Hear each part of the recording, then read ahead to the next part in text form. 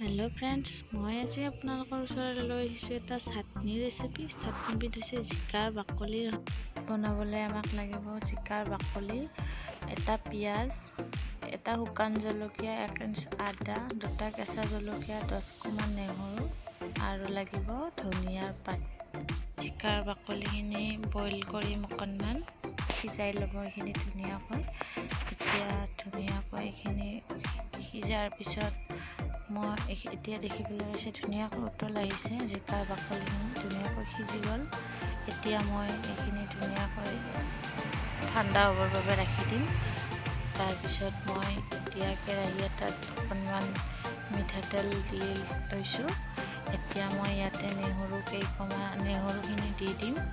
এতিয়া তাৰপিছত অকণমান পিঁয়াজখিনিও দি দিম, জলকীয়া পিঁয়াজখিনি অকণমান ভজাৰ পিছত ইয়াতে জিকাৰ বাকলিখিনিও দি দিব। এইখিনি ধুনীয়াকৈ ভাজি ল'ব। ভাজি লোৱাৰ পিছত এতিয়া ইয়াতে আধা চামুচ নিমখ দি ল'ব।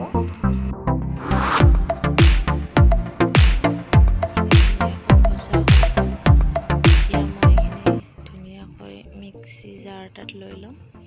এতিয়া মই ইয়াতে কেঁচা আদাখিনি দি দিব। অকণমান ধনিয়াখিনিও দি দিব ইয়াতে। এতিয়া 1 চামুচমান নেমুৰ ৰস দিব। নেমুৰ ৰসখিনি দিয়াৰ পিছত আপোনালোকে ধুনীয়াকৈ এইখিনি গ্ৰাইণ্ড কৰি ল'ব। এতিয়া দেখিবলৈ পাইছে ধুনীয়া হৈছে, এইখিনি মিহি হৈ গৈছে। এতিয়া আপোনালোকে এইখিনি পৰিৱেশন কৰিব। বহুতেই টেষ্টি হয় আৰু আপোনালোকে বনাই খাই চাব। কেনেকুৱা পালে মোক জনাব, লাইক কৰিব প্লিজ।